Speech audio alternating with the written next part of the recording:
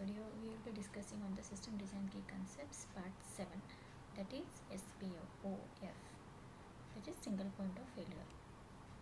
Firstly, we will discuss what is SPOF, understanding the SPOF, how to identify the SPOF in the distributed system, what are the different strategies to avoid the single point of failure, that is redundancy, load balancing, data replication, geographic distribution, graceful handling of the failures, monitoring and the alerting. So firstly, what is SPOF? A single point of failure is a component in the system whose failure can bring down the entire system down and causing the downtime, potential data loss and the unhappy users. In this example, if there is only one instance of the load balancer, it becomes a SPOF. If it goes down, client won't be able to communicate with the servers, and by minimizing the number of SPOFs, we can improve the overall reliability and the availability of the system. So for understanding the SPOF, a single point of failure is any component within a system whose failure would cause the entire system to stop the functioning. That's what we discussed. And here in this particular diagram, the load balancer, the database and the cache, these are the single point of failures because it is only one. The app servers are two, so it cannot be the SPOF. If one goes down, other can handle the request. So the common causes of this SPOF can be the hardware malfunction, software bugs, power outages, network disruptions and any human errors. So here let's say client sends request to the load balancer, which distributes the traffic across the two application servers, and the application servers retrieve the data from the cache if it's available or from the database if it's not. And in this design, the potential SPOF are load balancer. If there is only one load balancer instance and it fails, all traffic will stop and preventing the clients from reaching the application servers. To avoid this, we can add a standby load balancer that can take over if the primary one fails. Second one is database. With only one database, its failure would result in the data being unavailable and causing the downtime and the potential data loss. And we can avoid this by replicating the data across the multiple servers and locations. Third one is the cache server. The cache server is not a true SPOF in the sense that it doesn't bring the entire system down. When it's down, every request is the database, but it will result in increasing its load and the slowing response times that can happen. How to identify the single point of failure in the distributed systems? It has 4 steps. Like first one is map out the architecture.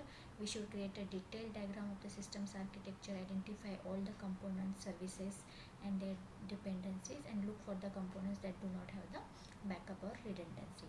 Then we should analyze that dependencies between the different services and the components. If a single component is required by multiple services and does not have a backup, it is like a SPOF. And then we should assess that failure impact, like what if this component is not there. In that way, we should ask the questions and accordingly we should take the actions.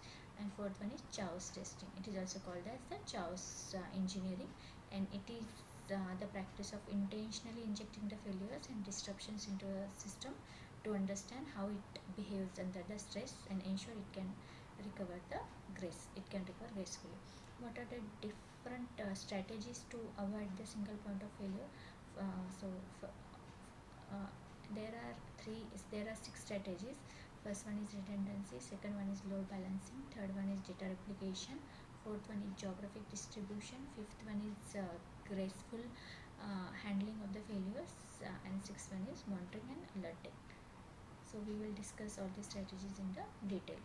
So the most common way to avoid SPOs is by adding the redundancy. Redundancy means to have the multiple components that can take over if the particular component fails. It can be either active or passive. Second one is load balancing. Load balancing, it distributes the incoming traffic across the multiple servers, ensuring the no single server becomes the bottleneck, and it helps to avoid a single point of failures by detecting the failed servers and rerouting the traffic to the healthy instances. Third one is the data replication. It involves copying the data from one location to another to ensure that data is available even if one location fails. And this data replication is having the two techniques. One is synchronous replication and second one is asynchronous replication. In synchronous replication, data is replicated in real time to ensure consistency across the locations. And in asynchronous replication, data is replicated with some delay, which can be more efficient but may result in the slight data inconsistencies. Then comes the fourth one, that is the geographic distribution. The geographic distribution, this will distribute services and data across the multiple geographic locations. It mitigates the risk of the regional failures, and this includes the using the content delivery networks to distribute the content globally, improving the availability and reducing the latency. And the second one is the multi-region cloud deployments. It will ensure that an outage in one region does not disrupt the entire application. Then fifth one is the graceful handling of the failures.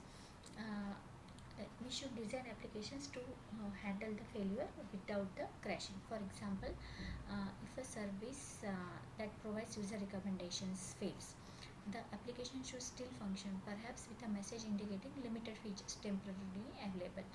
And in this way, we can implement the failover mechanisms to automatically switch to the backup systems when the failures are detected. So here, let's say if we have the primary servers and on, like if there is any failover, then we can have a standby servers to accommodate those requests. And then the sixth point is monitoring and alerting. So proactive monitoring, it helps detect failures before they lead to the major outages. And the key practices include health checks, automated alerts, and the self-healing systems. In the health checks, automated tools that perform regular health checks on components that are done. In the automated alerts and notifications sent when a component fails or behaves abnormally. And third one is self-healing systems, the systems that automatically recover from the failures, such as auto scaling to replace the failed service. That is the self-healing system. That's it.